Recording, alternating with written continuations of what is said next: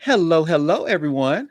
Welcome to Auntie Derek's Daytime Tea, where we discuss the latest celebrity tea in the news.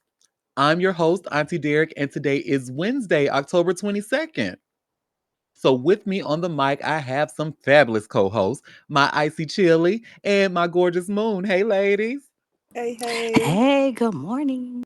Good morning to everybody, or good afternoon, depending on where you're listening and when you're listening. But in honor of Breast Cancer Awareness Month, and I just want to say, I hope the Black women between 25 and 55 that have never been diagnosed with cancer were able to sign up for that Voices Initiative. If you have not, then go to voices.cancer.org and sign your asses up because I done told y'all twice. Sign it up. We need y'all. But we're going to talk about another organization today, and I happen to put them on the donate button to where you can donate to their cause or learn more about them, and it's a group that my Libra Queen actually introduced me to. They're called they're abbreviated the CFAC, which stands for the Cancer Financial Alliance Coalition. And let me just I'm going to actually share their about me page so we can learn more about them. And their website is cancerfac.org. And it says, Cancer Financial Assistance Coalition, or CFAC, is a coalition of organizations helping cancer patients manage their financial challenges. And as we've learned from Shirley, my cousin, she had some financial challenges during her journey as well, to the point where she had to pay out of pocket for a lot of the things that she needed. So it says their mission statement: CFAC is a coalition of financial assistance organizations joining forces to help cancer patients better experience better health and well-being by limiting financial challenges through one, facilitating communication and collaboration among member organizations; two, educating patients and providers about existing resources and linking to other organizations that can disseminate information about the collective resources of the member organizations; and three, advocating on behalf of cancer patients who continue to bear financial burdens associated with the cost of cancer treatment and care. And it says they have 14 member organizations so far, which include American Cancer Society, shout out to them and their Voices Initiative, Cancer Care Co-Payment Assistance Foundation, Good Days, Health Well Foundation, the Leukemia and Lymphoma Society, the Leukemia and Lymphoma Society's Copay Assistance Program, Lymphoma Research Foundation, the Max Foundation, National Organization for Rare Diseases, National Marrow Donor Program, Patient Access Network Foundation, Patient Services Incorporated, and Sarcoma Alliance. And then it says how you can contact them. The CFAC is a coalition of organizations and cannot respond to individual requests for financial assistance. To find out if financial help is available, please search the CFAC database, which they have it linked here in this site I shared. It says you may also contact each CFAC member organization individually for guidance and possible financial assistance. And they also ended with, if you would like to have your organization considered for listing in our database or submit an update, please complete our submission form that they have linked here. So shout out to this. Like, this is so needed. So what they do, kind of like similar to Chat Mosa, kind of in one place, give you all that you need. I love it. I love it. Sounds great. Out of curiosity, as a retired health professional, like, did any of those organizations, well, other than the American Cancer Society, did any of those sound familiar? The ones I read out? They did not, and um, in my specialty, it. I mean, I did encounter children with cancer, but to say that they maybe the social workers heard of them, but Mm-hmm. I, as a patient caregiver, would not be familiar with these organizations. That was more of the caseworkers, that are assigned to the patient to help them navigate these different things. And some of the parents, maybe needed help with parking fees, which were exorbitant if you were Mm-hmm. spending a lot of time at the hospital, meals, things like that. So the social workers and caseworkers would be probably the ones who would know more about those than myself. But you hear about the American Cancer Society because they advertise on television. I mean, everybody's heard of them, right? Yep. Yep. Yep. We have heard, and you know what? We also heard voices. So again, because I don't know. Listen, I don't know if y'all did sign up. If you did, great. But if you have not, and if you were like looking to wait to sign up maybe later, no, do it now because you know you ain't gonna do it later. So click the shit now, and you can go to the show from yesterday or just go to the website directly. I love Oh, how Today Show has been featuring cancer stories as well on their show. And this morning they had something quite interesting involving AI. This doctor has developed an AI program that they have fed hundreds of thousands of mammograms into for women like in their 30s mm-hmm. that can be a predictor of whether you will be diagnosed with cancer in breast cancer in like the next 5 years. It's I rel- read about that. it's a new technology and it's being rolled out in a few places so far, but insurance doesn't pay for it. But I think to get it, it only costs like $200 to get them to read your mammogram. So um, it sounds, I mean, that's a promising use for AI. I really hate the bullshit, that people are Mm-hmm. able to do with it. But yeah, yeah. And of course, you're going to have the people who caution, one doctor caution that it's not going to be 100% accurate. But any tool in the toolbox is helpful. Yep. And it gives you a score of like average, uh, your chances go up. It was three categories. Average, I forget the middle one, and then the top one was high. So yeah, that would that would mean that you would get like more advanced studies in addition to a mammogram, like a MRI or use of contrast, to make areas stand out more, or ultrasounds. These are things that they do when you've been diagnosed, with breast cancer. These are tools that they use, but maybe now they can be used to monitor if you have a high score. Yeah. I look when I was reading about it, I thought that I mean I didn't really see anything negative about it. Like I feel like this is kind of the stuff that's needed, especially when it comes to AI. They keep trying to push AI in our faces. So if we're gonna push it in our faces, then let the shit be useful. And that where they can do like preventative measures, like looking at something 5 years before it happens, I think that's amazing. So Yeah, yeah, because AI can detect even tiny tumors that maybe the naked eye would maybe miss. hmm They've talked about that before, that it can pinpoint a spot that may be suspicious, as opposed to, because the breast has lots of densities and areas that, to look at. mm, AI can maybe do a little bit better job of that. It has its uses, but what we see mostly on the internet is people making videos of, bullshit. Sora, we Yeah, talking to you. some of it's funny, but a lot of it is just not that funny to me, you know? It's not fun. It's like okay, like I feel like there are too many internet comedians who don't use AI who got plenty of skits out here if you want to be entertained. I just feel like putting the shit made up is just a waste of time and it's killing literal neighborhoods. Like Right. no. A terrible use of the high resources that AI requires. Yes. People are fighting putting these super centers into their neighborhoods because they are so intensive on water use and power. And people have talked about how their electricity bills go up. Like, why is my bill going up because there's an AI center, 2 miles from me? Like, what? How does that happen? What does that have to do Right. with what I'm doing? Why is my toilet not flushing? Why is the water pressure low? Like, what is, you know, just using Talk it for about it. bullshit. Talk about it. Yeah, I hmm don't like that about AI. And that seems to be a large amount of the use to me at hmm this point, is people using it for crap. You know, Crap and nefarious situations. making up, propaganda and bullshit. Hmm. Yep. Unfortunately.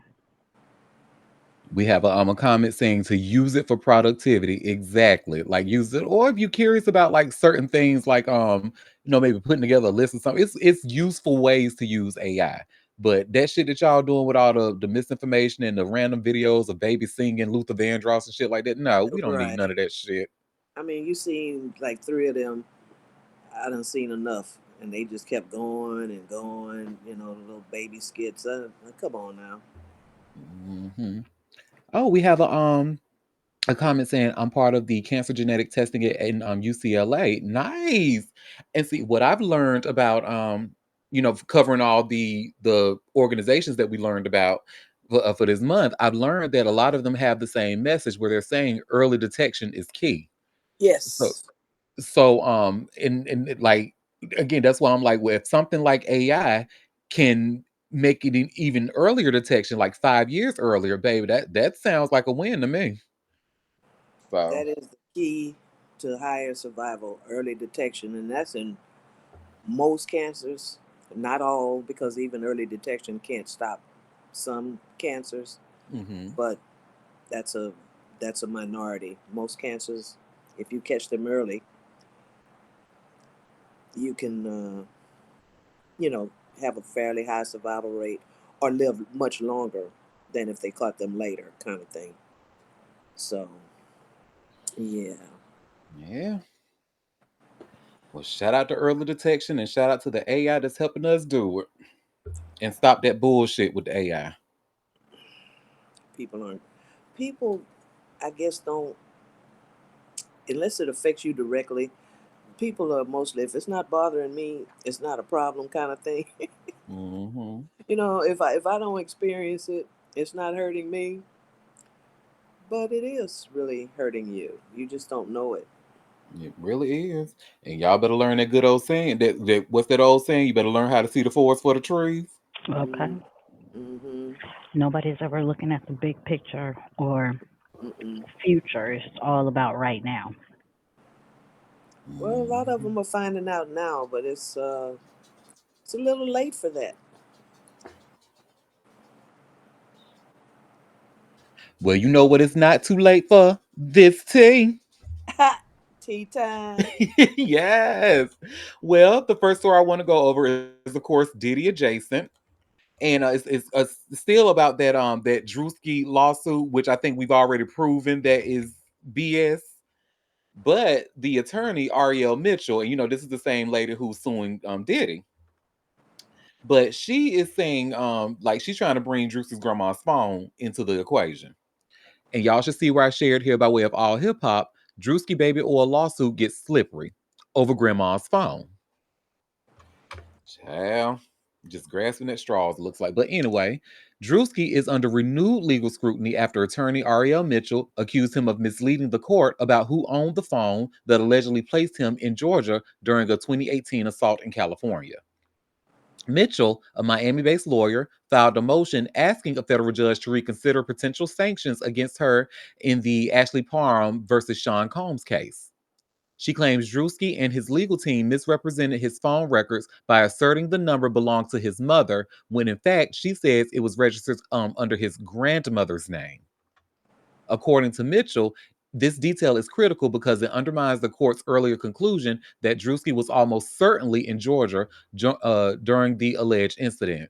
And I just have to say, you know what? Damn you, Tyler Perry. Because of you, I can't properly say Georgia anymore. Like, yeah, I don't know if y'all hear it slip out, but I say Georgia, and it's really not on purpose. I swear. But anyway, Oh, dun, dun, dun. well, according to Mitchell, oh no, I read that part already. I'm sorry. She argues that if the phone wasn't in his name, then the location data tied to it doesn't prove where he actually was. The court relied on a misleading narrative about which number was his, Mitchell stated in her filing. She believes this misstep influenced the judge's decision to consider sanctions against her and her co counsel. The dispute stems from a federal lawsuit filed by Ashley Parham, who accused Diddy and others of sexual assault at a house near Orinda, California in 2018. Parham later amended her complaint to include Drewski, alleging he poured baby oil on her and used her like a slip and slide during the incident. Drewski, whose real name is Drew Desbordes, has denied all allegations. In response, Drewski's attorney submitted phone and bank records to show he was in Georgia at the time. U.S. District Judge Rita F. Lynn found the evidence credible and warned Parham's legal team that continuing to pursue claims against Drewski appears to lack any reasonable basis. And y'all remember we discussed that here not too long ago. But Mitchell now argues that newly surfaced evidence changes the equation. She says it proves the number in question was part of a family plan under Drewski's grandmother, not his mother, as previously claimed. That discrepancy, she says, leaves open the possibility that someone else was using the phone or that Drewski's location wasn't definitely tied to the device. Her motion seeks to erase the threat of sanctions and reopen discovery, which would allow her to dig deeper into Drewski's whereabouts on the night in question. Mitchell is also entangled in other lawsuits involving Diddy, including one representing former Making the Band contestant Sarah Rivers. That case was partially dismissed and is now on appeal. Mitchell previously represented Audria English in a separate suit against Combs in New York federal court. Meanwhile, Combs has filed a $100 million defamation lawsuit against Mitchell, News Nation, parent company Nexstar, and journalist Courtney Burgess over televised statements related to alleged sex tapes. The court has not yet ruled on Mitchell's request for reconsideration. Busby, where you at? Where you at? I think Ariel might be trying to be the new Busby. Because it's like, okay, the judge already told you, all right, look, girl, now y'all caring, y'all doing too much, and you need to either prove to me that this case needs to move forward, or I'm gonna put y'all asses in. I'm gonna lock y'all up because now you playing in my face and you playing in the court's face. So now I guess that's what made her come back with this. Like, Yeah. well, wait a minute. He said that the phone was under his mama name is actually under his grandma's name. Like, Okay. I'm like, are you fucking for real right now? Is this what we doing? Well, she Mhm. kind of got a point. But May not be they prove that it's during a time where he wasn't even financially capable. He So, didn't even have enough to buy a junior bacon cheeseburger at Wendy's. and he hadn't blown up in that time. So, how would he be? No one at, knew who he was at that moment at Diddy's party, right? Why would he even be there? when he don't even know them yet. Like, Yeah, and they for them to keep doing this. This is I I don't understand what's going on. Like, it's kind of weird. Well, I think maybe Ariel is doing this to try to stay out of jail. Because the judge yeah, already told us, like, look, girl, stop playing with me. You better show me something, or I'm gonna show you something. it could be that. It could be that. Hmm. Well, child, I'm sure y'all have already seen by now Kevin McCall over there crying when he was interviewing on that podcast and crying Mm, because he got to be on Mm, food or EBT, mm, yes. food stamp, whatever they call mm. it. Uh-huh. And remember, he ended that clip with him calling out to Chris Brown, asking him for some money. Well, let me tell y'all, honey, I'm sure now in hell they are having like cold glasses of ice water at the moment because I never would have thought I would see the day where I would agree with Chris Brown. But that day is here, honey, because Chris actually spoke out about that, and I have it here from this TMZ article. And y'all should see here Chris Brown scoffs at Kevin McCall's crying with sinister clapback. And I'm like, I was like, you know what, you crackhead colorist, you ate that one thing. You ate that one thing. Oh, I'm sorry. didn't Allegedly. didn't Kevin McCall like set fire to all his bridges? Didn't he do that? And I'm glad you asked that because that's exactly what Chris Brown is telling his fucking ass. So, this starts off by saying on TMZ, it says, Young Thug. Oh, I'm sorry. I'm reading. Yeah. Young Thug attempted to play peer mediator between Chris Brown and Kevin McCall's never ending beef, a wasted effort because Breezy is telling the world he's been chunked the deuces on that relationship, or he's being chunked the deuces on that relationship. After Kevin's mental breakdown over a $25,000 payment, Chris supposedly owed him on the Back on Fig podcast went viral. Thug intervened and told the struggling singer slash songwriter that Chris, the megastar, likely had been too busy to address whatever issues they were having. On the contrary, Chris had seen the interview and he had the time to respond. He had no mercy for Kevin's crocodile tears or his money woes. Uh, Chris posted to his IG story, remember this, you can't walk across a burnt bridge. And you know what's funnier than a troll? A broke one. The response may sound harsh, but Kevin has been gunning for Chris in the public eye recently. Before the tearful interview went viral, Kevin clowned Bryson Tiller with gay jokes after he gifted Chris a grand gesture with the new Lamborghini for taking him along the ride for his Breezy Bowl 20 tour. Remember, Kevin proved he was on EBT government assistance by pulling out his card on stream, but it clearly won't be Chris breaking him off with any residuals. Like I said, you crackhead colorist, allegedly, you ate that one. He said, remember this, you can't walk across a burnt bridge. The way, when I tell you, when I saw him crying, I did not feel sorry. And I even said, Chill actually sent me the video. And I said, good for his fucking ass. And I hope them food stamps get taken away. When I tell you, when it comes to Kevin McCall, honey, if you come over here looking for sympathy, you're not going to find it.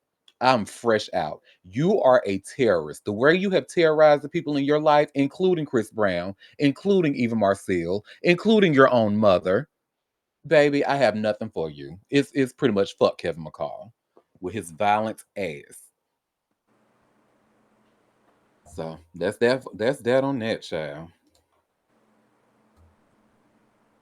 Oh, y'all remember we were talking yesterday and we mentioned Soldier Boy Candy Birds, and I said I was kind of waiting until like I see an article about it. Mm-hmm. Well, I found one by way of hot new hip hop. Excuse me. They're pretty much, and it really doesn't really tell us what we are. We already pretty much know what's going on, but you all should see where it says Soldier Boy slams Candy Birds over his ex employees' disturbing allegations. And chill, it has the person's name that we could not remember yesterday. Okay. Well, Soldier Boy is certainly no stranger to feuding with other artists, and now it looks like his target is Candy Burrs.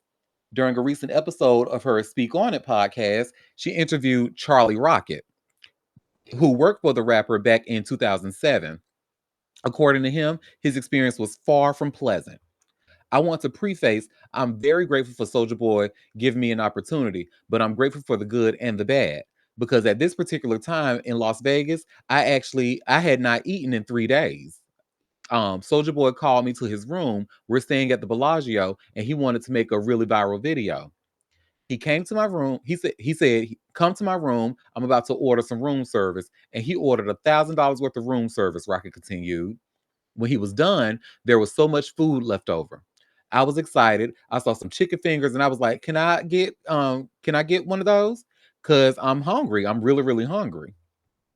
Um from there, he claims Soldier Boy told him to have whatever you want before getting up and allegedly spitting on the food. The Crank That performer was quick to issue a response, making it clear that he wasn't pleased about the accusations. Bitch, why you got this fat ass nigga on your platform talking? He said in the video captured by a double XL. I'm finna sue the fuck out of you and this white boy. He didn't stop there, however. He went on to insult Candy Burrs. Candy, fuck you too. You little bald headed bitch, he said. I'm in Atlanta right now. Send me the motherfucking address and let me pull up and tell my side of the story. Bird seems up for the conversation, tweeting, I heard Soldier Boy cussing me out on his live and said he wanted to pull up. Well, I would love for you to pull up. Let's speak on it. Candy, baby, you better brand it, baby. Let's speak on it. The name of her podcast. You better work, girl. That's how you do it. She's gonna have him beat up as soon as he get up there. I don't think now we know Soldier Boy is an idiot, but he ain't dumb. And because he knows that when it comes to Atlanta and he's an Atlanta native, he knows Candy Birds is like Atlanta's princess, honey. Now, Rashida, the Georgia Peach, thinks she's that, but it's actually really Candy Birds. And they know if he tried anything with Candy Baby, that's gonna be he will get ran out of fucking Atlanta quickly. So he know. But I think I didn't. When he said that, I didn't take it as him like saying he wanted to do something to Candy. I think he said that's what I would let me pull up and tell my side of the story. So, and you know what? I would love to hear it, and I think Didn't Candy he does call too. her? Didn't he? Wait, didn't he say he called her a B? A bitch? Well, he calls everybody a bitch. Remember, he even got a song called "Yes, Bitch, Yes, Yes" with Mm-mm. Nicki Mm. Minaj. Mm-mm. Mm-mm. Mm-mm. I don't even like that excuse. No, thank you. Moon said, "Get the fuck out of here with that bullshit." Okay. With his roach looking ass. Oh my god, the nerve. It's always one of them. The nerve. Hmm. The nerve, honey.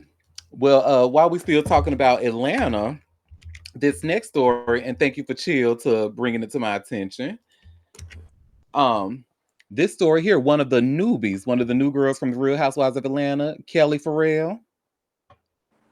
So y'all should see where it says Real Housewives of Atlanta's Kelly Farrell's ex sues Bravo for defamation, and he wants $200 million.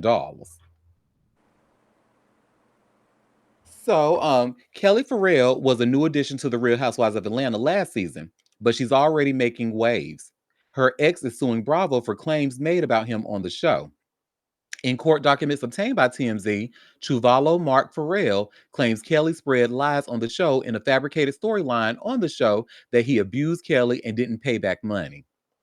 He says he and Kelly jointly applied for a $420,000 loan back in 2022 to build out a restaurant called Nana's Chicken and Waffles. He says Kelly spent a bunch of the loan money on her birthday and other unauthorized expenses and then fabricated a story that Chuvalo stole the money from her. He says he repaid the loan, but she's still pressing forward with the false claim that he stole $420,000. According to Mark, cast members talked about him on the show saying he's a criminal, an abuser, and a fraud. Mark claims the show's producers continue to broadcast the allegations despite knowing they were false. He says it has damaged his personal and professional reputation to the tune of $100 million. But that's not all. He also says he wants the court to dole out an additional $100 million in punitive damages to send the network. I'm sorry, to send a message to the network, bringing the total to a whopping $200 million. Kelly and Mark reportedly married in 2011 and had 3 children together before finalizing their divorce in 2024. We've reached out to Bravo. So far, no word back. Mm-mm. Chuvalo says, "Stop playing with me. Don't play on my name." I mean, and that's kind of like y'all been doing this long enough as producers to kind of know better. If you didn't vet this stuff, but at the same time, I think they may have vetted it because they probably did confirm it. That's why they went with because the Real Housewives of Atlanta has said a lot of things about a lot of people, and they don't really get sued because of stuff like that. So I don't know. I'm definitely going to keep watching this story to see. I haven't seen much of Cat because I didn't watch the last season because I'm quite frankly I'm tired of the shit. But I didn't see any of Kelly. Was she? Did y'all watch? Was she like a good addition to the show? I didn't, but it looks like with this honey, this kind of messiness, this might solidify her spot next season. I never watched the show. Oh. Oh, I was definitely an early watcher, but now it done turned into something totally different. Yeah, it's been a couple of years since I used to watch it, but I don't know anything about these new girls. But why does it seem like all these housewives are getting charged with fraud and Scamming. I was gonna say yeah, that. They it's all like, scammers. do you have to do all that to have money these days? It's like that's how they moving out here. Hmm. That's why I never understood like the quote unquote keeping up with the Joneses. I'm never going to keep up with the Joneses because one, my last name is Johnson. So I'm not a Jones. I'm a Johnson. So there's that. But it's yeah, we have a comment saying the pressure. Yeah, I'm sure these girls are pressured to because when you see how they try to do the other side of that, like in the early seasons of the Real Housewives of Potomac, they actually had like who was somebody's house was getting foreclosed. It happened so long ago I can't remember off the top of my head right now. But somebody couldn't pay their rent and stuff like that. Like they had real struggle on the show, but these girls were being mocked for that. When Wasn't instead that of being Kim? mocked, huh? Kim Zolciak, whoever was No, on it? this was one of the Potomac girls. Oh, the Potomac girls. Okay, because I was But like, that sounds like Kim. She went through that too. yeah, but I think Kim did certainly. Yep. So it just that. So that's the kind of stuff that we really need to see. If you're going to call it reality TV, show the reality. But what you're showing is a different kind of reality to where these girls got a scam and for 400 something $1,000 just to appear that they got just to appear that they are that and. Mm-mm. But we have a comment because it's supposed to be about rich housewives, but in reality, it's friends of friends. Women meet at the gym. Oh, oh. And this is somebody who actually watches those Bravo shows, so she know Look, what she's talking about. ain't no lies told in that. That was pretty accurate. And now they're not even housewives; they're ex-wives. I know that's right. Well, just like the basketball wives, the only person that was actually still married to a basketball player at that time was Shawnee. Hmm. And All of them even had then, baby honey. daddies. And even the way they like, I'm such a because clearly I have a degradation king because I keep watching the shit every time. Now, basketball wise, I haven't given up on yet, like I did the Real Housewives of Atlanta. I still love, but that even that has turned into something totally different. Well, speaking of something totally different, honey, Kevin Gates and Drika, honey. So remember, I said that I think Kevin Gates, honey, the only reason that he stopped messing around with Brittany Renner, was stop publicly messing around with her, was because his ass was about to get arrested for bigamy or because it is still very illegal in the United States. Well, I guess he can, go down that lane again because now it looks like him and Drika are officially over. And you should see where it says here by way of TMZ, Kevin Gates' estranged wife Drika files for child support and spousal support. And baby, she said, I want my money, honey. Run me my money.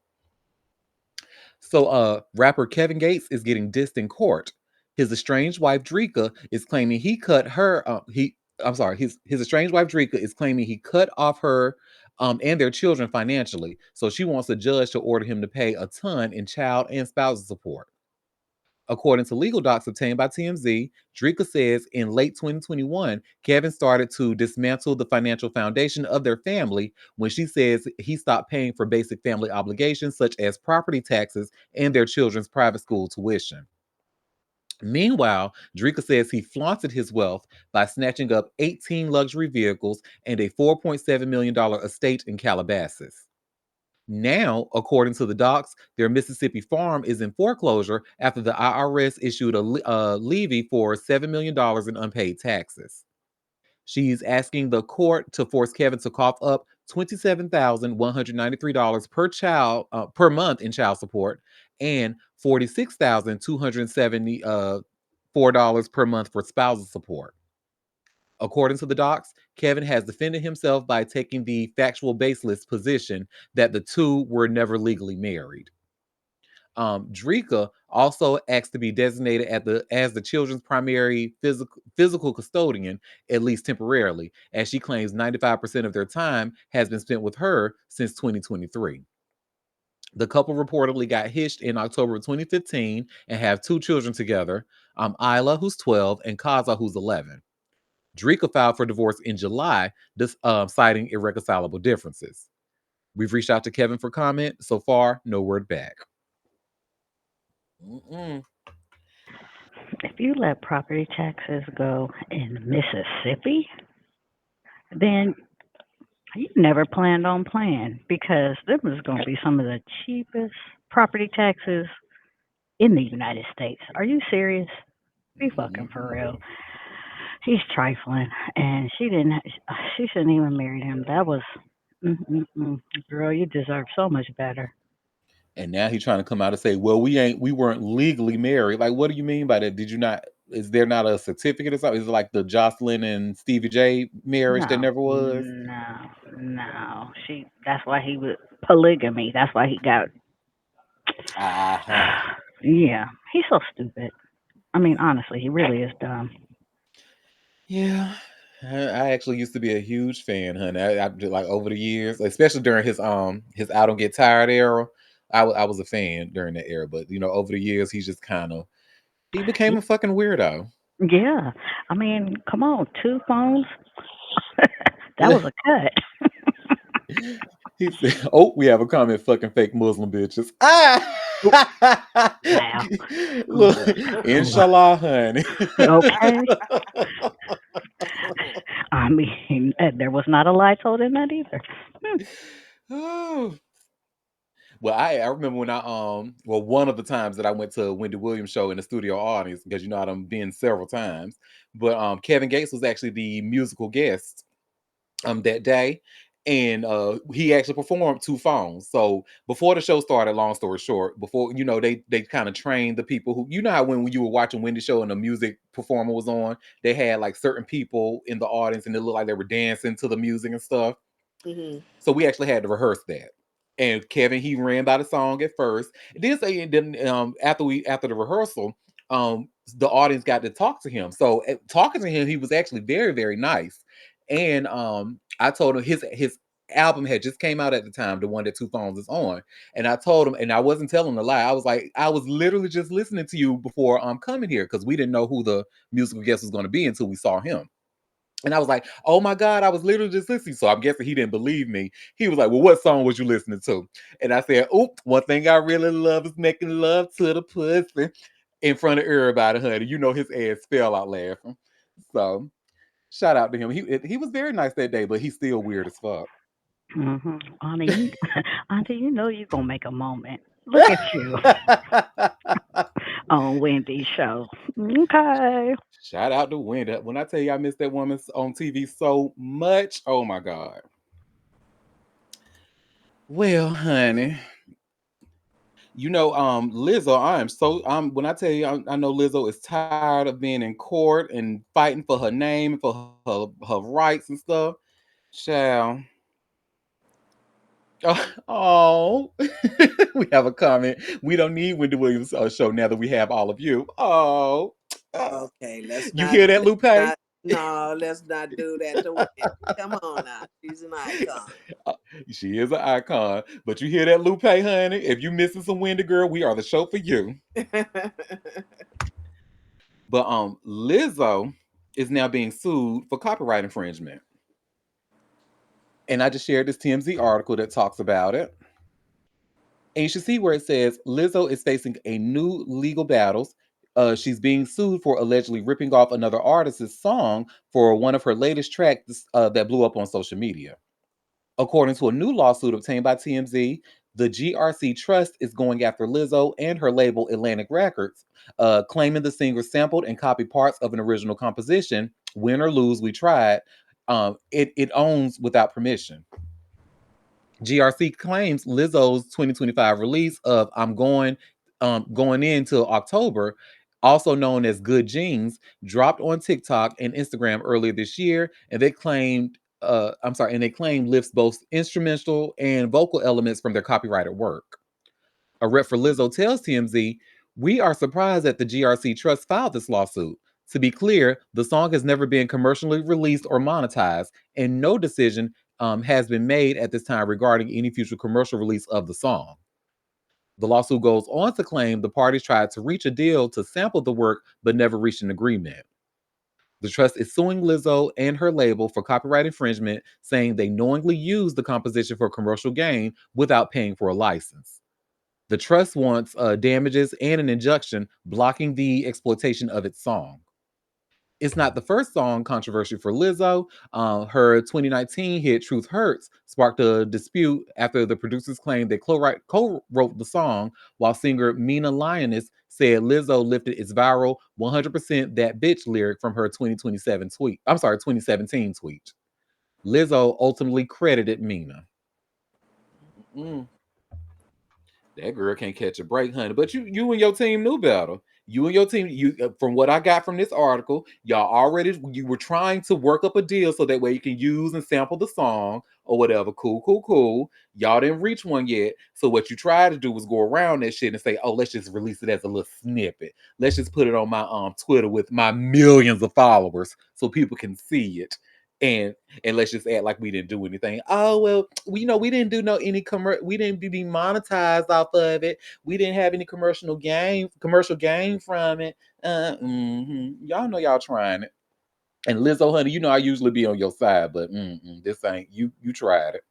You tried it. Not a good look. Mm-mm.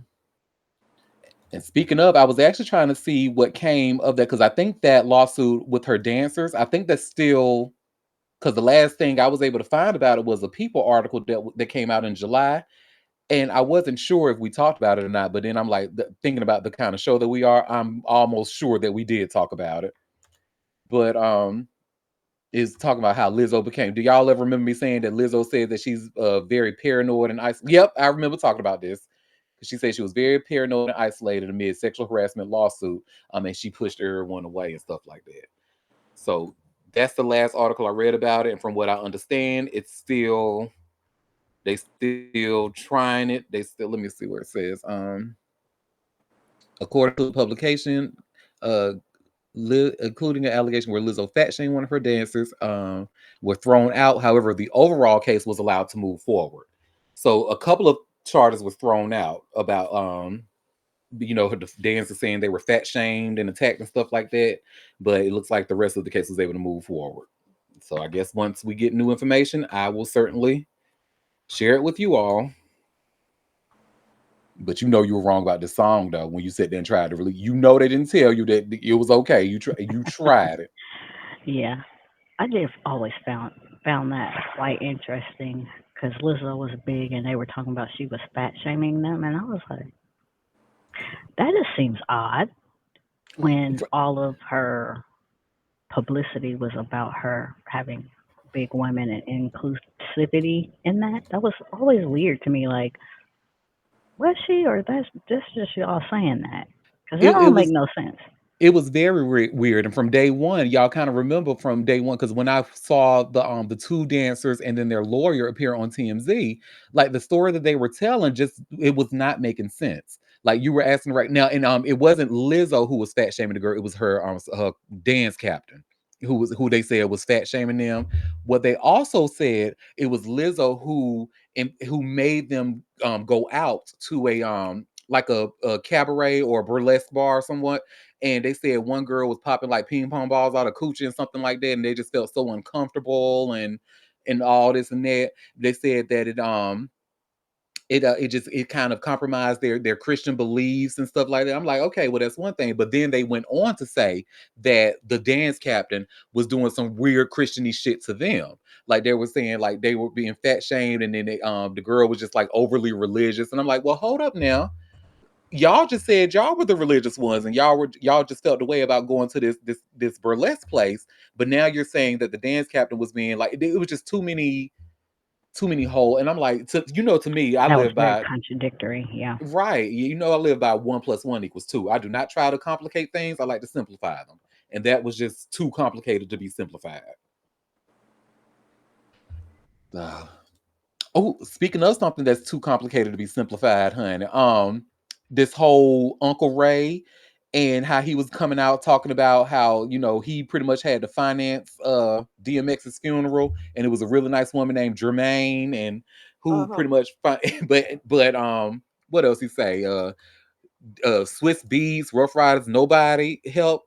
Baby Steve Rifkin is coming out and saying that is bullshit and Uncle Ray is lying. What? Not Uncle Ray lying. They said Uncle Ray is lying, honey. And y'all see, I just shared this all hip hop link. Steve Rifkin may have made epic mistake with Uncle Ray Copeland and DMX's funeral. So Steve Rifkin called out Uncle Ray Copeland over DMX funeral claims, but are the receipts next? There's an old urban parable about writing checks and cashing those checks. Steve Rifkin and Uncle Ray Copeland are two men who were close to the late great DMX. They are now in a quiet but growing public standoff. The tension took off after Rifkin took to Instagram calling Uncle Ray a liar following Copeland's recent all hip hop interview, where he opened up about his nephew's death, his own management of DMX, and the costly arrangements surrounding the rapper's funeral. He seemed genuine. He seemed genuine and legit, but Steve stepped up with strong words on IG. Rifkin's post was blunt. He questioned why Uncle Ray was coming forward years later to talk about DMX's final arrangements. It's a fair question, but it's also not unusual for family members and longtime associates to finally speak their truth. In Uncle Ray's case, though, things hit differently. He wasn't just another person in the circle, he was blood. He was family. He was also DMX's manager during some of the most pivotal years of his life and career. So why now? Why is Uncle Ray talking in 2025 after years of silence? He claims he's finally ready to speak on what really happened behind the scenes after DMX's passing. According to him, he had to organize a fundraising effort to cover the cost of DMX's funeral, no small task considering the total came to roughly $150,000. This wasn't your average send off. DMX's farewell was massive, a larger than life memorial that matched his legendary presence in hip hop. Kanye West reportedly covered the cost for the Barclays Center memorial, something even Uncle Ray acknowledged as an incredible gesture. Even though Kanye gets on my last nerve, he said, I have to say that that is a great deed for him. But the tension rose when Uncle Ray claimed that Swiss Beats, Rough Riders, and Def Jam didn't initially help cover expenses. Eventually, he said Def Jam contributed $35,000 and the rest came from private donors. Rifkin wasn't having it.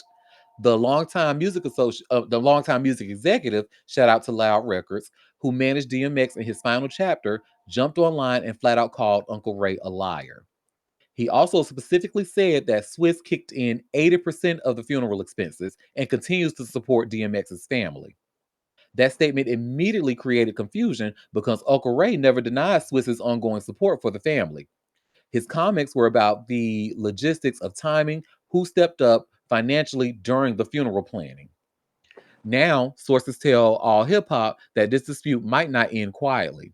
If he's calling Uncle Ray a liar, it's going to result in another level of truth telling, one insider said. And by truth telling, they mean receipts.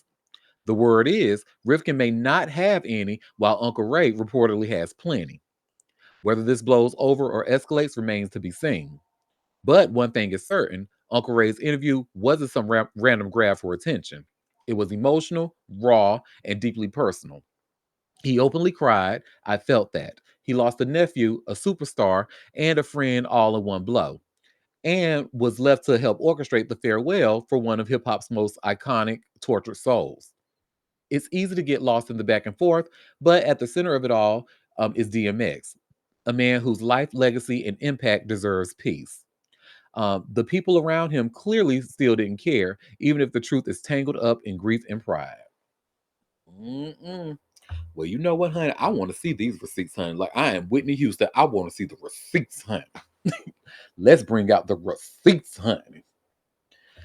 But yeah. So at this point, it's just a whole bunch of he said, she said, and all hip hop was the one who conducted the interview with Uncle Ray. So they're gonna defend that interview, honey. They was like, well, Ray said he told us this. He was crying. We felt it was genuine. So there's that. But I feel like, well, let me first of all, because isn't Steve Rifkin a white man? I'm going to be careful in saying that I believe a white executive over over a black Uncle Ray. Let me see what he looks like. Oh, I'm very white, honey, and bald headed. Ooh, and facial asymmetry. So yeah, I don't know if I believe this. Oh, girl, and he's a Pisces man. His birthday March 2nd. Oh, never mind. I don't believe a single word that comes out of his mouth, honey. Oh my God. Charlotte is here. Hi, Oh, Charlotte. hi, favorite Taurus. Well, honey, that's that on that. Child, this next story. So, remember where we were just talking about Gucci Mane and Keisha Kayor, how they just went on the Breakfast Club. We talked about here about Gucci Mane's book that's coming out, talking about his mental health episodes and stuff like that. Well, baby, now, and you know what? I'm starting to think that that was possibly like, I'm not going to say a PR move, but that was an attempt to maybe get out ahead of a story that's about to come out. And the reason that I say that is because I have another all hip hop link, and you should see where it says Gucci Mane faces explosive accusations in new surviving trap music documentary. Mm-mm. So they were saying, honey, he might be just saying that, because maybe he's trying to blame everything, like everything he did, on his mental health.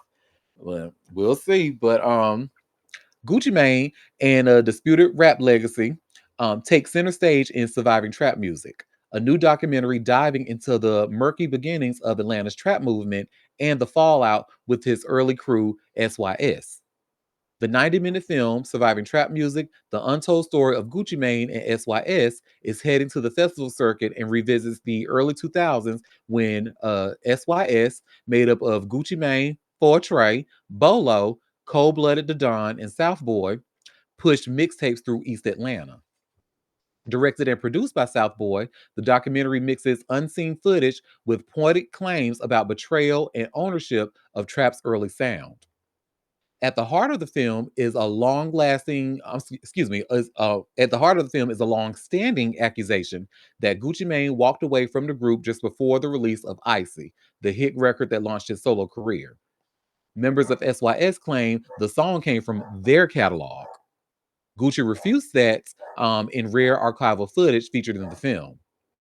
The irony of this controversial true story is that it will resonate with any group of artists who ever came together to trust each other and chase a dream, said associate producer Wong Lorraine. Absolutely heartbreaking. The documentary also highlights Gucci's rise to mainstream recognition, including his 2020 versus battle with Jeezy, which pulled in 5.5 million viewers and generated over 7 billion online impressions. I was one of those viewers. Anyway, the event outperformed several major award shows that year and reignited interest in Trap's foundation. The film contains the humble beginnings of one of the biggest entertainers in the world, said co-producer Raymond Fortian, who also worked on the Oscar-nominated Last Breeze of Summer. We are excited to bring this entertaining and passionate piece of underground hip hop story with tons of unseen footage and unheard music to the world.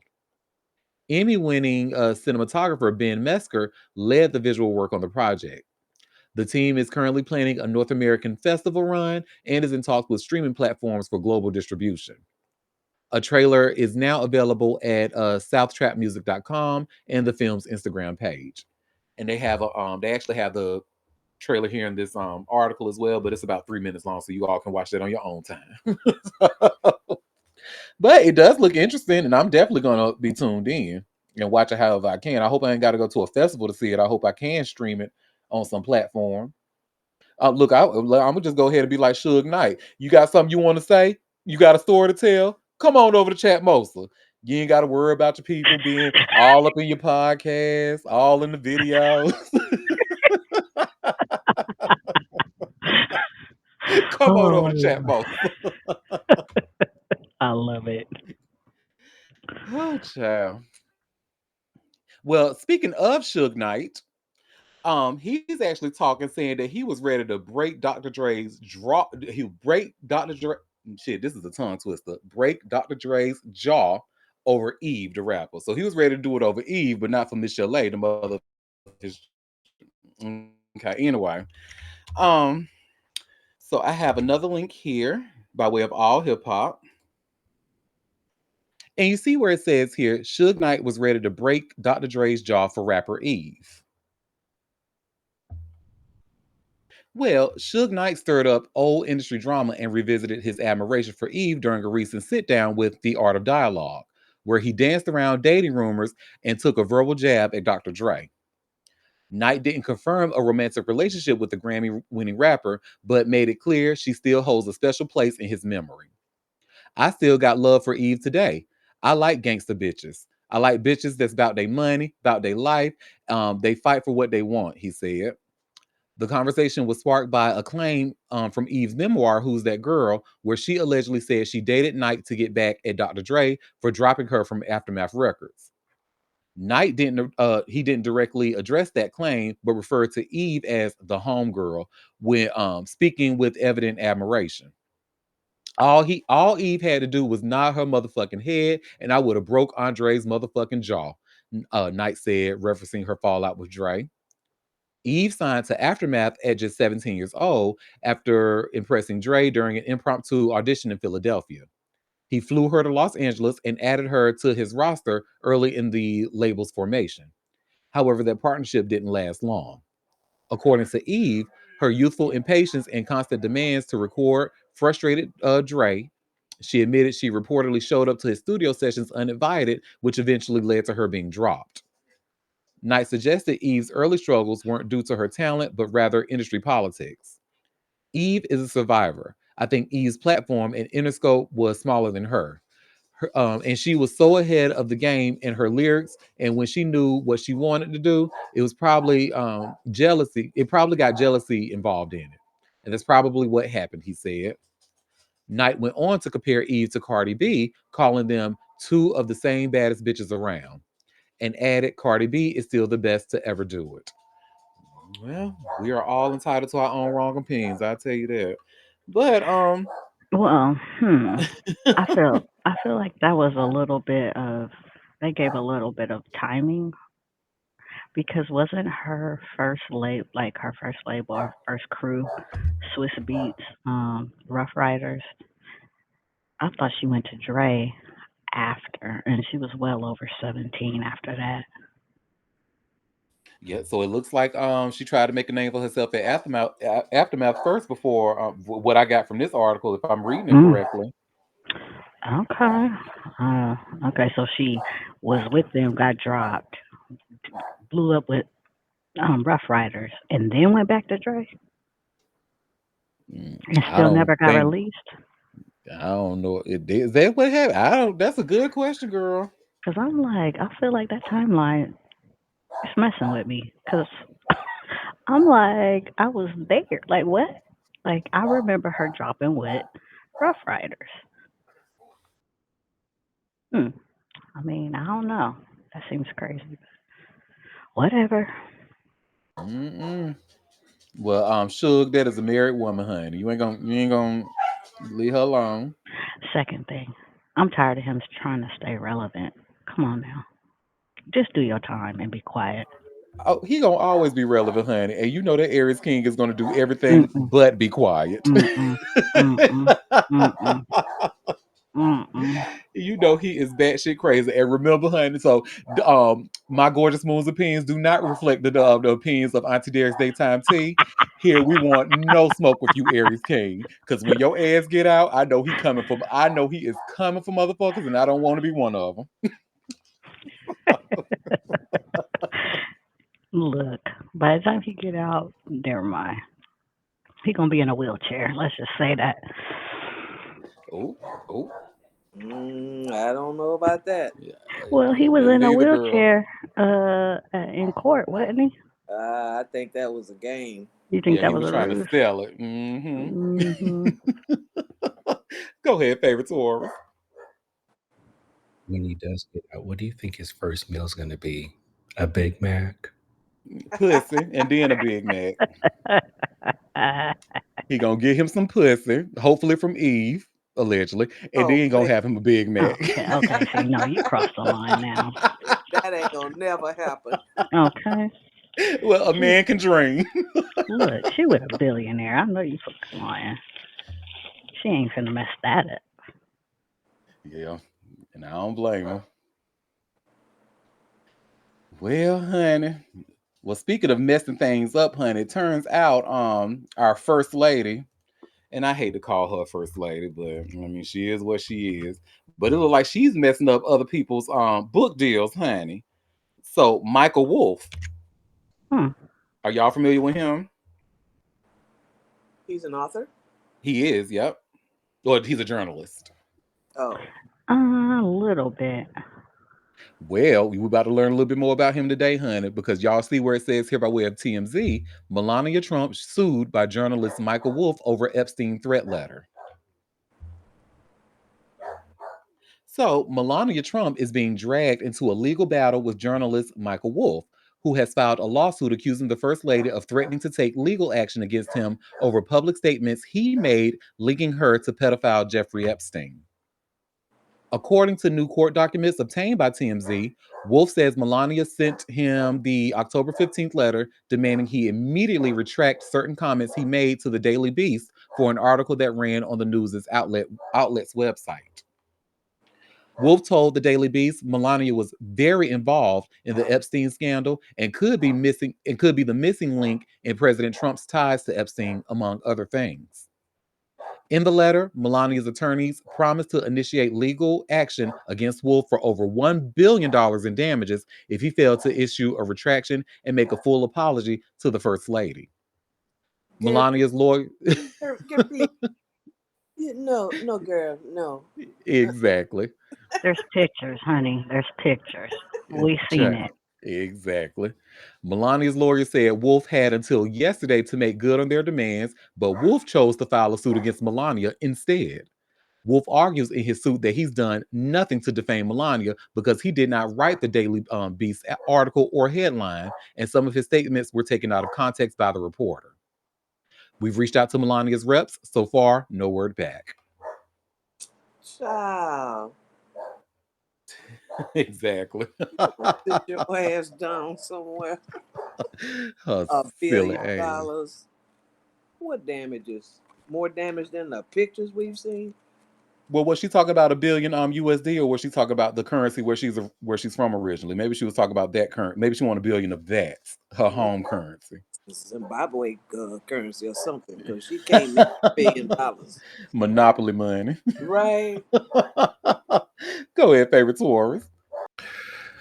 So, if I'm not mistaken, when it comes to defamation, the person that is doing the suing has to prove that the accusations are actually false and have to come with proof. Is that correct? I'm And I'm cause just them assume so. a loss or harm, a monetary loss of, you know, that it resulted in something that they lost. Mm,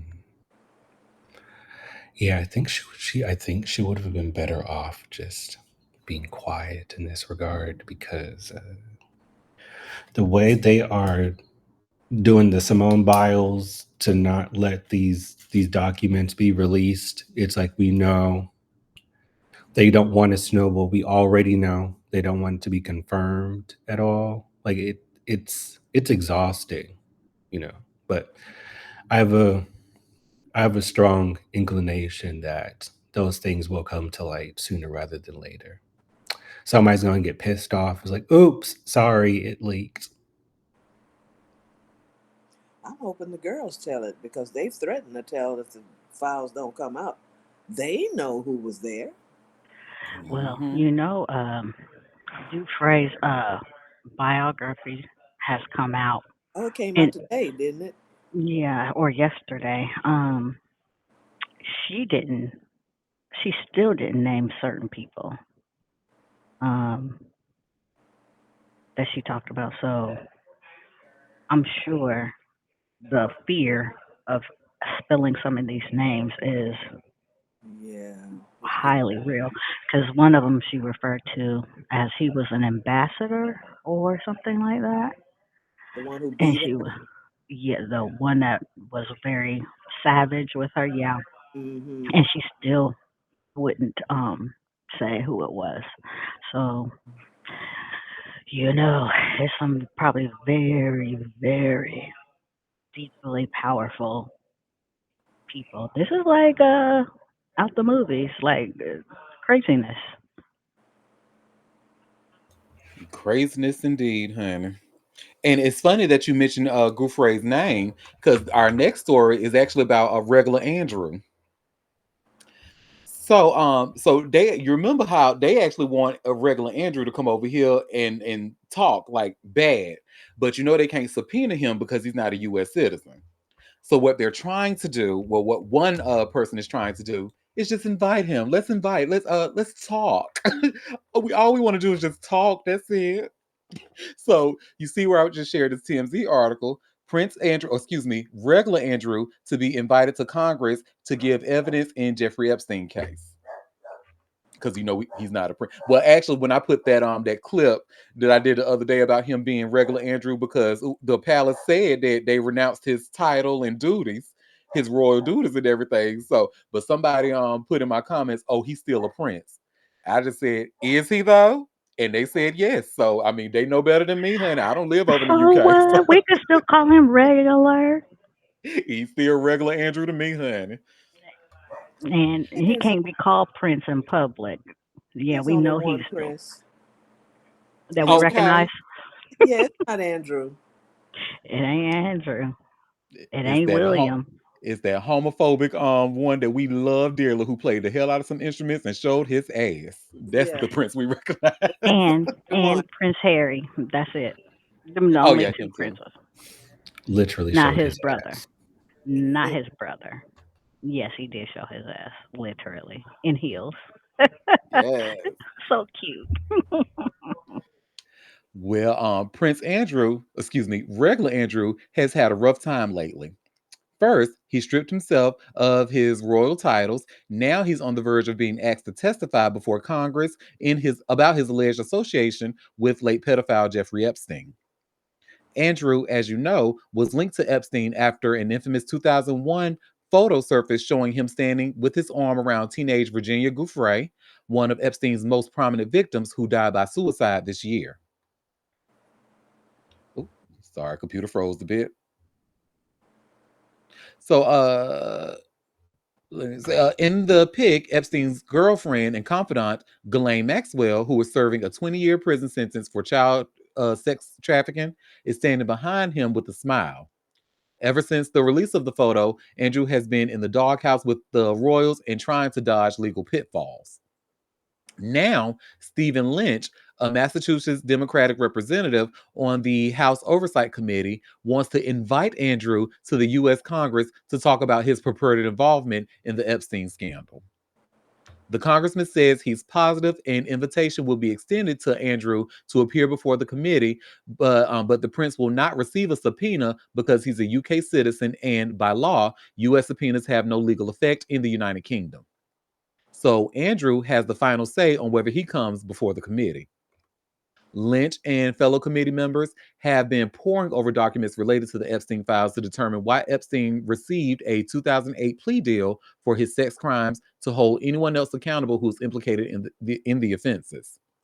The documents mention possible contact between Jeffrey Epstein and famous figures such as Elon Musk, Peter Thiel, Steve Bannon, and Andrew. Last Friday, Andrew agreed to relinquish many of his royal titles, except for the title of Prince, after meeting with his brother, King Charles III, with Andrew saying in a statement, the continued accusations about me distract from the work of his majesty and the royal family. Okay, so he did keep the title of quote unquote Prince, but we still call him regular. And then it ends with email correspondence between Andrew and Epstein show that they were in contact longer than Andrew had previously admitted. The new info emerged just days before Giuffre's posthumous memoir about her life and the Epstein saga.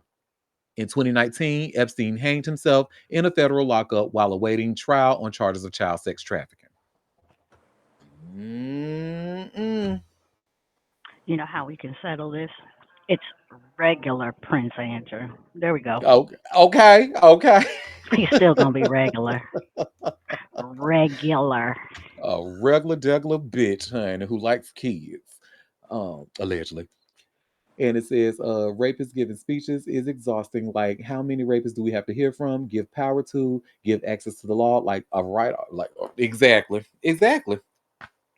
And that's kind of what I was saying. What I say on yesterday's show about I'm like positively sure, like at least 98% sure that Trump will be pardoning Diddy. I abusers of a feather have to stick together if patriarchy is going to work. That's how it works. and And maybe and Ghislaine he too. oh yeah. And he's gonna use them to leverage, just like he's gonna use, he's using Mayor Adams. Yeah, y'all going they're gonna be his puppets. You ain't Hmm. getting that favor for free, please. Yeah, right. And And he I don't gonna know make how the hell y'all trust Mayor. I don't know how anybody trusts Mayor Adams simply for the fact he is a bald headed man that's in bed with Turkey, and he still ain't flown up. He done had several free flights to Turkey, allegedly, and still ain't went over there to fix his hair. he it's too look. If he came back with patches of hair on his head, it would, it would be crazy. He could put on a New York fitted, honey. That is something that can easily be masked. But no, he still want to walk around being a bald headed loser. Well, he can't do nothing. He's still gonna be a loser. I mean, regardless of his hair or not. Touche, but at least you know when you in bed with Turkey, honey, like the place known for like putting hair on these men's heads, like you using your bribery money for the wrong thing, boo. I guess I should say allegedly. Well, honey, this allegedly gay or bisexual whatever the hell he want to call himself, and I told y'all on the show that it was all bullshit.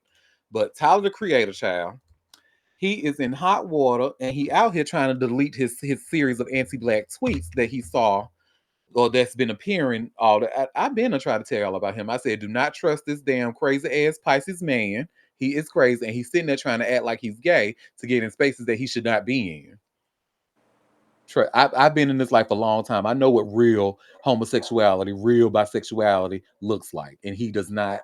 He's not it. Well, but y'all see, I just shared this hot new hip hop article that talks about it. It says Tyler the Creator is one of the biggest artists in all of hip hop. With that designation comes a large responsibility. However, fans have started to realize that Tyler's past isn't exactly a great representation of who he is now. In fact, many are disappointed by this and they are taking the artist to task online about some of his past statements. And I just have to say, if you've been paying attention, then you wouldn't be surprised. But anyway, it all started when Tyler liked a tweet criticizing his white fans for having zero interest in learning about black art. This subsequently led to some major critiques of Tyler, while with many claiming that he is responsible for the fan base he has now. Mhm. During the Odd Future days, Tyler was an edge lord who more often than not tried to toe the line of what's acceptable. He would frequently make racist and anti-black statements on Twitter, and now those statements are being exposed over a decade later. In fact, many fans have started to notice that Tyler is now deleting some of those tweets. Overall, this is probably for the best given the nature of what's being said.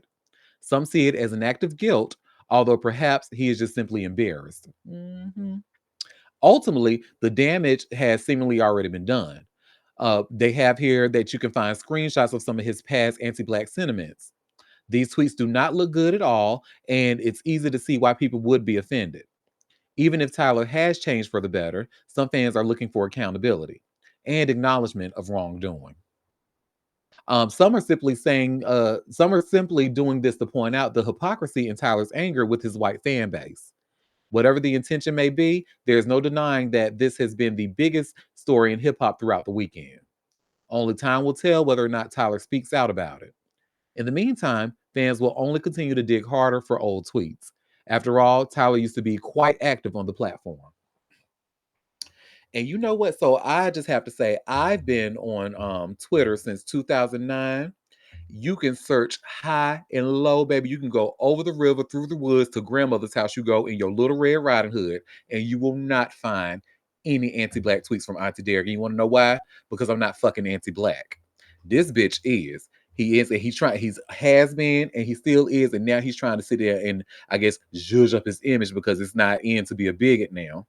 But and I'm telling, and he pretty much did this. Y'all remember when Kevin Spacey, when all of those the when he came and when the quote unquote accusations about him came out, and baby Kevin Ben Spacey, honey. If you read any Entertainment Weekly or any magazine, honey, you know the story. So Kevin Ben Spacey, and then when it came out, the first thing he did, oh well, I'm gay. I'm gay to pretty much try to like, okay, we don't care about you being gay, baby. We said you're a predator. That's the thing. And that's kind of the same thing that's happening with Tyler. But Tyler's actually using that I'm gay shit as a cover. That man is not gay. And I'm telling you, gays, y'all need to stay straight away from it because this is the kind of motherfucker that will kill you. Allegedly, allegedly. Go ahead, favorite Taurus. So it's a slow news week for the world of hip hop, huh? Yeah. Well, to be fair, honey, like Odd Future was really, I was part of that. Like, and there's so many superstars that came out of that group. But their leader, Tyler the Creator, honey, he's sitting there trying to act like he wasn't part of the reason that a lot of his white fans be saying the N-word. Like you had a hand in that, sir, and you need to own it. But no, he don't want to own it. He want to delete tweets.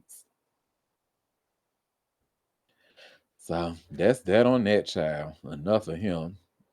And Gerard Carmichael, okay, you know what? I'm not in a position to say anything about who anybody likes because y'all know who I y'all know who I find sexy, honey, and I hope he's having a great day with his I'm problematic glad you caught yourself. I'm glad you caught yourself. ass. I can't. I'm in no position to judge, honey. Because you know Hammy was going. If Hammy was here, you would have got run into the ground quickly. Oh. Well, honey, speaking of somebody who's run into the ground, Takashi 69. You remember we talked about him yesterday, how we felt that he was talking about Sukiyana and then tried to spill her tea about her selling coochie. None of Mhm. us in here was surprised. And we were like, well, what, are you mad because you can't sell none with that shitty booty you got? Yeah, I saw that stupid video. Well, Uh, Sukiyana has come out to say oh, oh, Sukiana. she said y'all can listen to a motherfucker with lice if y'all want to. She said, but consider the source, honey. You know what? And maybe that's why he cut out his wig. Maybe because that's what I saw. Maybe that's why he did that. Hmm. Well, I don't y'all. have lice. Yeah, you do. No, he'll say I don't have lice, nigga, because you know he loves to say Oh, nigga. don't stop it. Mm-mm. Well, y'all should see where it says here by way of hot new hip hop. Sukiyana accuses 6ix9ine of having lice while shutting down bald allegations. So 6ix9ine and Sukiyana have been at odds for weeks now. Their feud began last month amid the rainbow-haired rapper's beef with Young Thug. At the time, Suki publicly sided with the YSL founder. She even brought up the death of one of 6ix9ine's close friends, Ariella La Langosta, who was fatally shot in August. 6ix9ine, stop talking about Thug and talk about that homegirl that just died, she wrote. This remark prompted a quick response from 6ix9ine, who made it clear that mentioning Ariella's passing is off limits. The girl was one of my best friends who I met while being a girl in my music videos, he explained. She was killed because her boyfriend owed money. What does that have to do with your man telling Sukiyana, I know your pH balance is off, stink trash? Um, he didn't stop there, however. During a recent appearance with them bitch ass niggas Fresh and Fit, he alleged that she's an escort and one of the biggest ones in rap at that. Sukiyana sell mad pussy, but she literally sell it to the niggas in Broward County that are in front of the liquor stores, he alleged.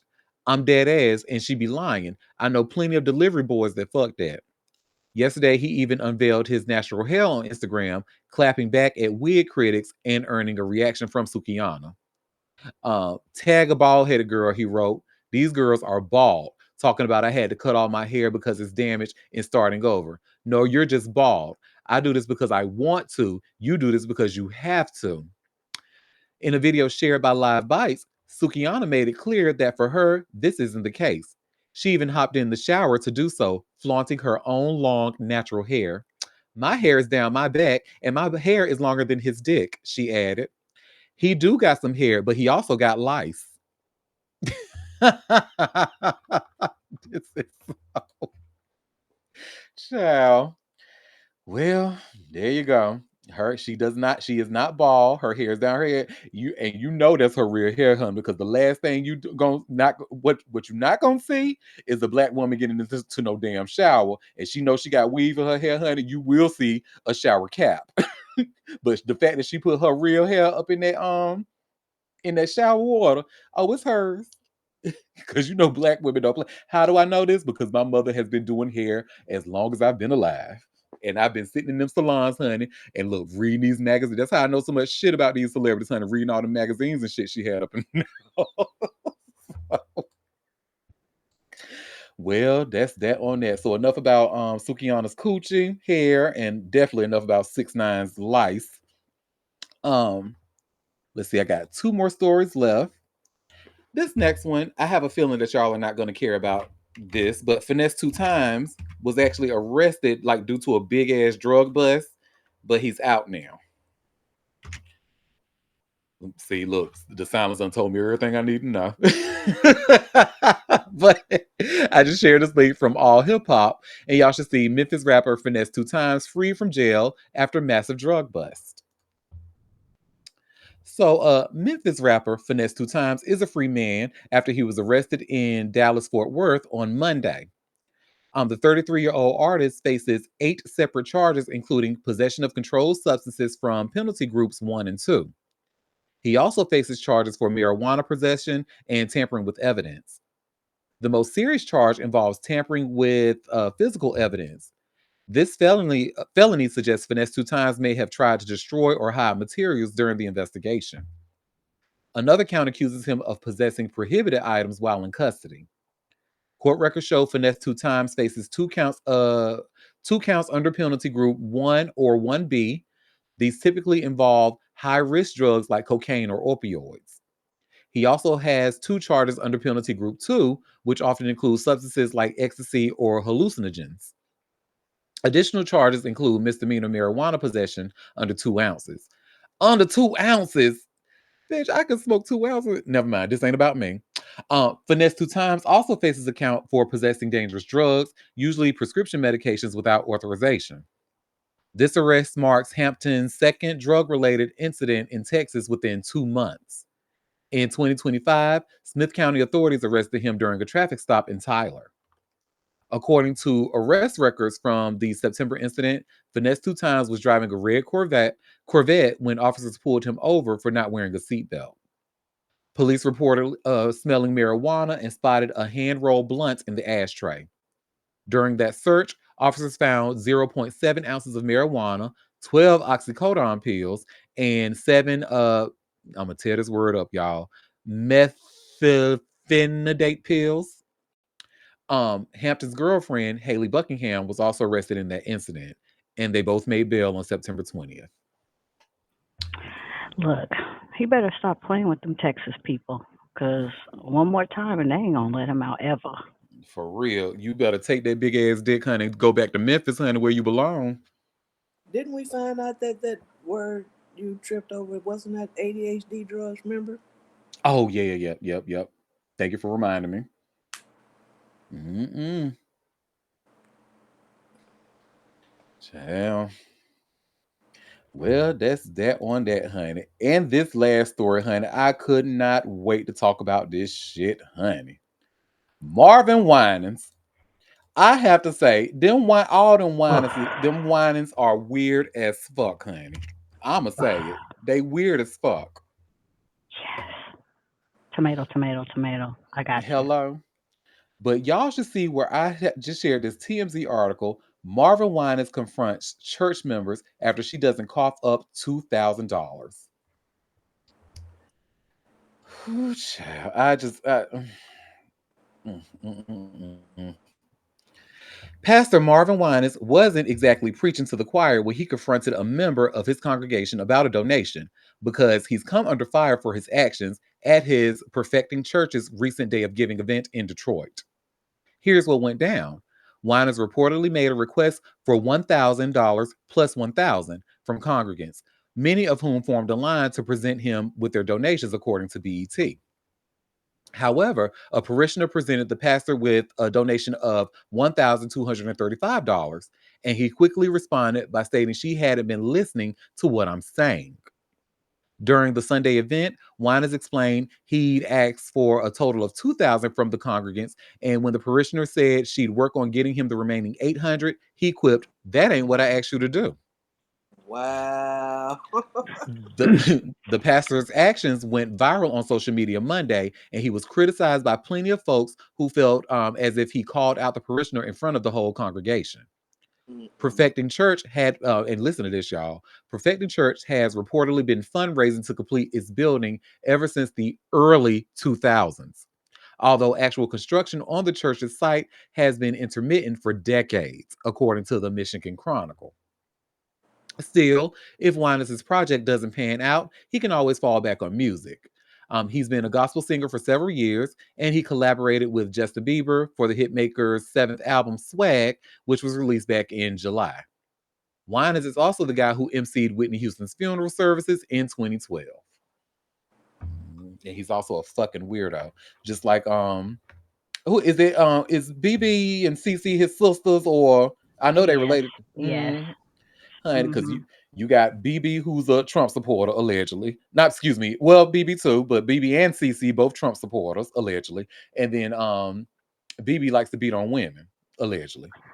So Well, didn't they say they was Trump supporters? So that ain't alleged. That's what they said.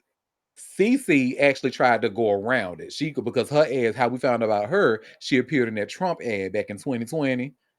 So that's how we, and then she tried to say, oh, well, I wasn't told it was going to be for political purposes. And I'm like, girl, we see what you are. Like, stop playing with us.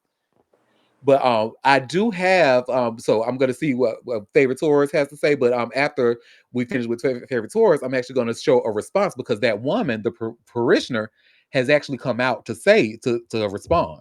And her response is actually very surprising. But go ahead, Favorite Taurus. Yeah, I saw the entire video, and the way that he was explaining how he preferred the quote unquote donations were confusing as fuck.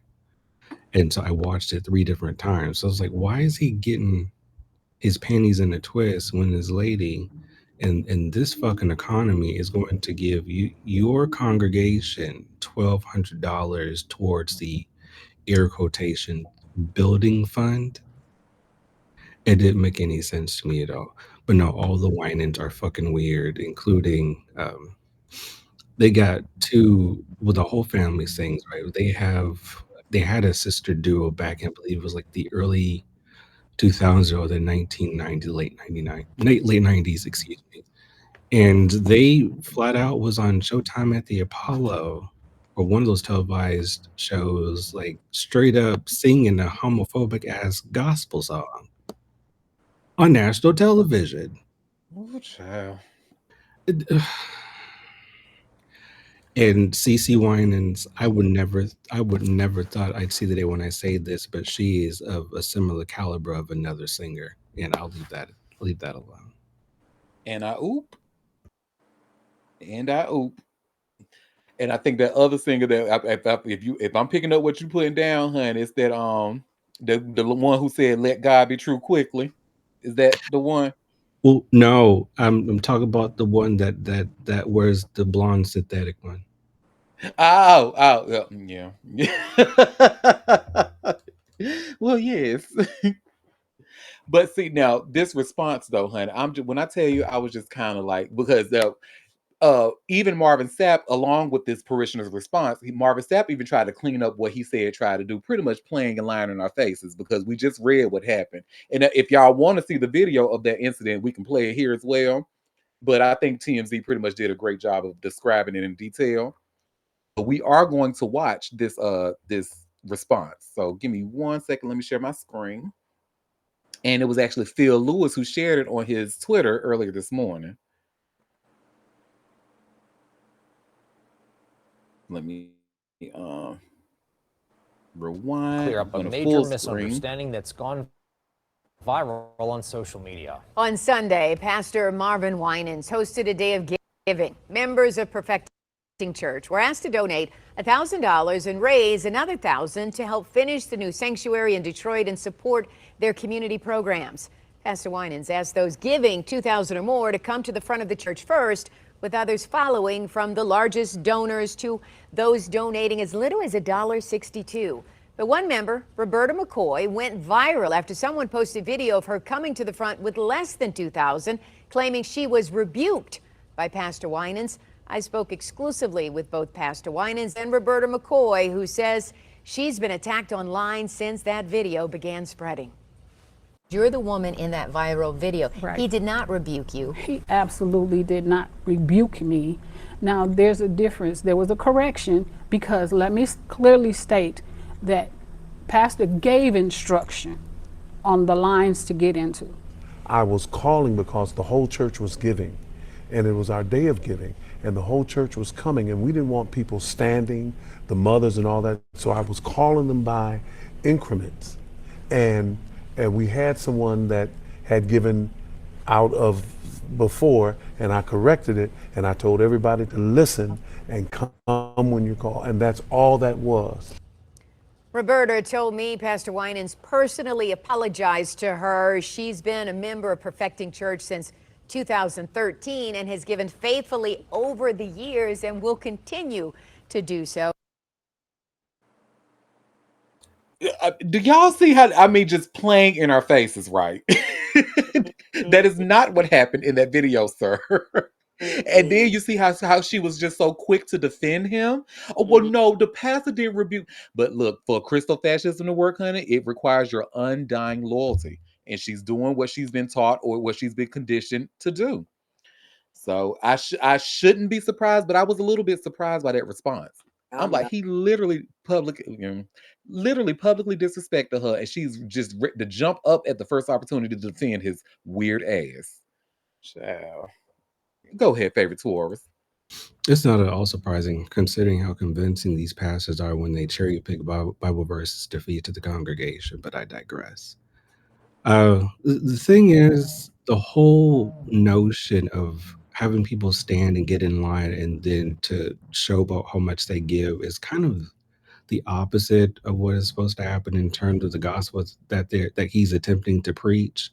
It's like the whole thing is just fucking weird. And all these community programs, and you're in Detroit. Why is Detroit arguably one of the most impoverished areas in the nation, but you have all of these programs that haven't moved the needle in terms of making the area better? Because if these crystal fascists, these pastors know how to do anything is showboat, anything remotely positive or good they do, they're going to shout it from the rooftops and boast about it, which is again the opposite of the teachings that they are guiding these people to kind of lead a certain life. So Marvin Sapp chopped, Marvin William Winans extra chopped. Like, people need to wake up. I want us to be free so bad. And of course, the whole notion of like the church is rooted in misogyny. So how dare she stand up, speak up against a man or a man of authority? And we've already seen historically how these folks tend to abuse that power, not only from a financial standpoint, but socially as well. So and it's funny you say, because did you see the part in that video we just shared and it said that she was the one who was attacked online? Why the fuck was she getting attacked online when she did nothing wrong but donate money to the church or try Black to? church, the black church, they're always going to defend a problematic ass man no matter what. It's fucking crazy. I hate that you're right. I swear I do. But we've seen it time and time again. And baby, if y'all don't wake up and smell the feminism, y'all are, baby. No, if they don't, they'll wake up and smell the cotton fields. Oh, look, let's call a thing a thing. Yep, these are brains. We have to, and they putting all their faith into these men, honey, who can't even really lead a conga line, let alone a congregation. So can't even lead a family. Oh, well, all them fucking wine. If your last name is Wine, stay the hell away from me, please. Well, maybe not Mario Wine. Is he kind of cute? Is he still cute? I remember he was cute back in the early 2000s. You know, Vicky's son. And Vicky, she could stay too with her crazy self because she divorced Marvin in the early 2000s, but she kept the last name because she's smart. She's a businesswoman. That part. So Vicky can stay. Mario is a little questionable, but Vicky can stay. Okay. Shout out to Vicky Winans. Long as I got King Jesus, honey. Well, y'all, that was all the tea that I had for us today. So before we head out, did any of you have any tea that you want to share or any tea that I might have missed?